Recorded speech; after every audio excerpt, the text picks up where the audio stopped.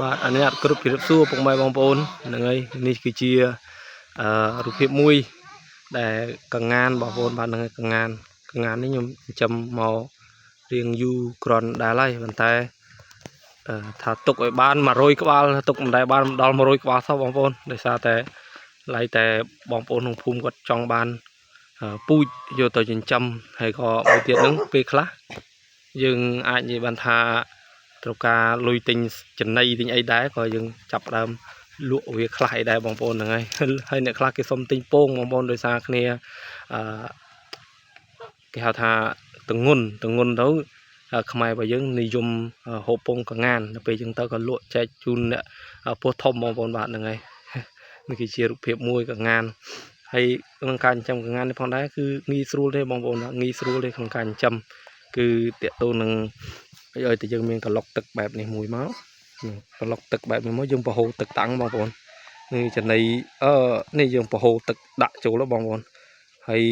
មានស្មៅមានអីប្រឡែងដើរនិយាយរួមទៅចិញ្ចឹមកងាននេះអ្វីដែលខ្ញុំសង្កេតឃើញល្អជាងមិនល្អជាងទាហេតុអីបានថាអញ្ចឹងខ្ញុំចិញ្ចឹមយូរមកដែរហើយគឺក្នុងការចិញ្ចឹមកងាននេះផងដែរគឺអត់មានប៉ះជំងឺបងប្អូនវ៉ាក់សាំងក៏មិនបាច់ប្រើថ្នាំសង្កូវអីក៏មិនបាច់ប្រើគឺហើយយើងគ្រាន់តែនេះទឹកនេះគឺជាការដែលលាងសម្អាតខ្លួនប្រាណមកវានេះកងានគេហៅថាកងានសួរមែនអត់សូវស៊ីអីប្រេះផ្ដាស់ទេបងប្អូនហ្នឹងហើយគឺកងាននេះផងដែរគឺឃើញតែស៊ីស្មៅហើយនឹងស្រូវយើងមានដាក់ស្រូវយើងត្រាំទឹកឲ្យទៅហើយនិយាយរួមទៅនេះមិនមែនជាបែបកសិដ្ឋានអីទេបងប្អូននេះគឺជាការដែលខ្នាតតូចបងប្អូនខ្នាតតូចខ្នាតគ្រួសារហ្នឹងហើយកងាននេះគឺខ្នាតគ្រួសារយើងធ្វើក្លុកចេះមកយើងជីកក្លុកនេះបន្ថែមមកយើងបូមទឹកដាក់ចឹងទៅហ្នឹងហើយអានេះយើងចាំបែបគ្រួសារបងប្អូនបាទយើងចាំស្រួលបងប្អូនចាំស្រួលអត់ចេះបុកជំងឺទេទីអមន់អីប៉ះជំងឺម្ដងងាប់ធ្លាក់ខ្ញុំមានស្រះមួយខាងក្រោយហ្នឹងពេលដែលវាបុកជំងឺម្ដងមន់ទាត្រៀមយកទៅបោះដុតបោះនឹងស្រះឲ្យត្រីតែកងាននេះល្អមែនទែនបងប្អូនបាទហ្នឹងហើយបងប្អូនគឺនេះគឺលក្ខណៈគ្រួសារបងប្អូនហើយកងានពណ៌សនេះគឺគេហៅកងានក្បាលតបងប្អូនក្បាលតតែទិញតមកពីពូតែសុទ្ធមិនដឹងទេប៉ុន្តែបច្ចុប្បន្ននេះនៅតែប៉ុណ្្នឹងឯងបងប្អូនដល់ថ្ងៃណាខែណាបានដល់វេលាមួយចង់បាន100ក្បាលដល់ថ្ងៃណាបានទេបើរវល់តែដាច់លុយអញ្ចឹងហ្នឹងហើយបងប្អូនបាទហ្នឹងហើយបងប្អូននេះគឺជាសបុកវាសបុកនិយាយរួមទៅសបុកកងានខ្ញុំដាក់ដូចសបុកមន់ដែរតែវានេះអត់មានពងថតឲ្យបងប្អូនមើលទេព្រោះពងអស់ហើយនេះគឺតែសបុកវាបាទយើងរៀបចំបែបលក្ខណៈគ្រួសារបងប្អូនបាទចុះលេងទឹកហើយបងប្អូនចុះលេងទឹកហើយលេងទឹកមួយថ្ងៃតង់ភ្លៀងតង់យប់អីក៏លេងដែរកងាននេះលេងទឹកតង់យប់តង់ថ្ងៃបងប្អូនបាទហែលទឹកលេងនិយាយរួមទៅសង្កេតឃើញថាលេងទឹកលេងទាំងយប់លេងទាំងថ្ងៃបងប្អូនហើយកងាននេះផងដែរគឺកន្លឹះនៃការចិញ្ចឹមកងានល្អនេះខ្ញុំធ្លាប់ឮគេចែកចាយអំពីវីដេអូរបស់គេប៉ុន្តែអ្វីដែលសំខាន់ខ្ញុំក៏បានពិសោធន៍មើលដែរគឺកងាននេះយុទ្ធសាស្ត្រដែលសំខាន់បំផុតគឺចិញ្ចឹមកុំឲ្យអត់ទឹកឲ្យសោះបងប្អូន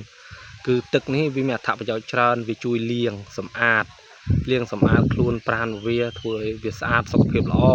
ហើយមួយទៀតហ្នឹងគឺប្រភេទកងាននេះផងដែរពេលដែលរញីរឈ្មោលគឺវាប្រកាត់ពូជនៅក្នុងទឹកហ្នឹងបងប្អូនបាទកាត់ពូជនៅក្នុងទឹកហ្នឹងហើយគឺចាំមិនថាទឹកគឺសំខាន់បងប្អូនបញ្ចាំកងានគឺត្រូវទឹកហ្នឹងហើយបងប្អូននេះគឺជាទស្សនវិជ្ជាមួយថតលេងលក្ខណៈគ្រួសារទេបងប្អូនមិនមានអ្វីច្រើនទេហើយកងានក្បាលតោនេះផងដែរគឺទងន់វាធ្ងន់ណាបងប្អូនទងន់ធ្ងន់ជាងកងានធម្មតាព្រោះខ្ញុំទិញមកកាលនៅទូចតែឥឡូវនេះកងានមួយដែល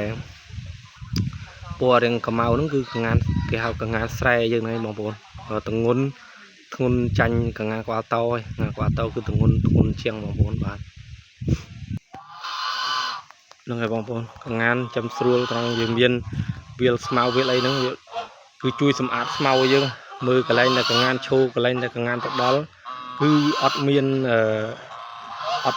ដែលគេហៅថាស្មៅទេបងប្អូនដែលកងានទៅដល់គឺអត់មានស្មៅទេ chăm sưu bằng vốn chăm sưu hay tiện tông cả ngàn đi con đây dương bằng ca sắt là mun sắt vía để sắt cua sắt ấy xem nứng mình hiền cho môi nâng cả ngàn đấy bằng vốnคือมันเฮียนมวยcả ngànนี่คือคลั่งลองบาทđời tranh vịt tật này แต่ពេលរដងគេលេងទឹកតែកានេះសកម្មភាពកានេះរៀងផ្អើលបន្តិចដោយសារយើងថតទៅបងប្អូនហ្នឹងហើយទៅឲ្យដើរទៅហើយ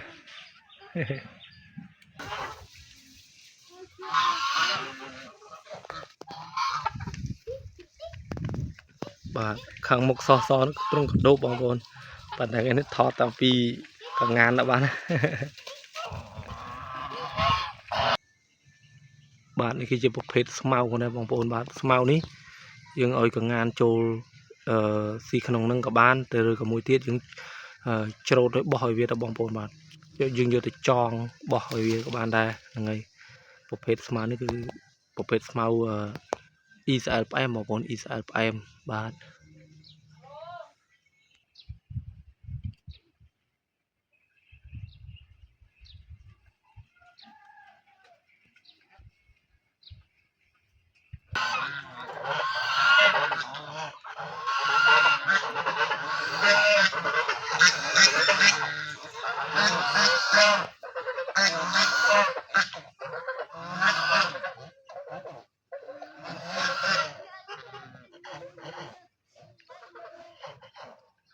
បាទវីដេអូមានតែប៉ុណ្្នឹងបាទញ៉ាំជម្រាបលាបាទ